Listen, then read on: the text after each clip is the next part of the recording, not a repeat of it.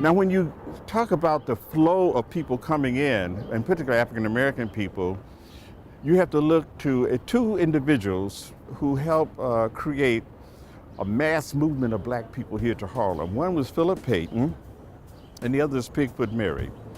Philip Payton was born in 1870s in Massachusetts and eventually arrived here in 1899, trained ostensibly as a barber and working as a janitor and a kind of roughly equivalent to what we call a super today, supervising property, overseeing property for these rich landlords. And that was his real first introduction to the possibility of being a real estate broker himself. He started off with just one or two places and formed with a partner, and that relationship ended. He brought in some more partners, and eventually, by 1904, he had put together what he called the African American Realty Company with two or three fairly well-off, lucrative partners who could help him keep it going. And he began to flood these unoccupied buildings with black occupants. So here you have then this understanding that all of these vacancies occur there. These landowners, these landlords, they're concerned about profit, the bottom line. And there's no one there. They got to pay taxes on this property too. So they began to go along with the idea that Philip Payton had to them, let's bring black occupants in.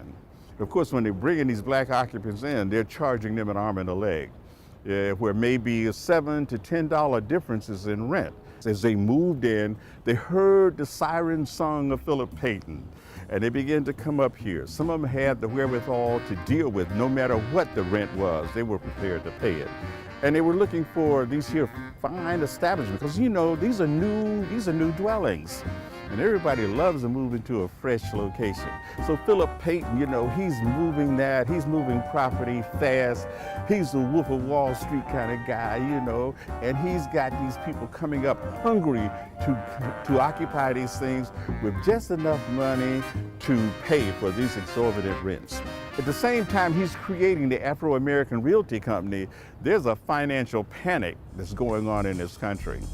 And it impacts everyone, black, white, and otherwise. Folks who are involved in real estate development, who are on Wall Street. And even though this kind of climate, this kind of collapse was occurring, Philip Payton was able to stay in the game because he's bringing these investors in, he's bringing these partners in to kind of sustain him.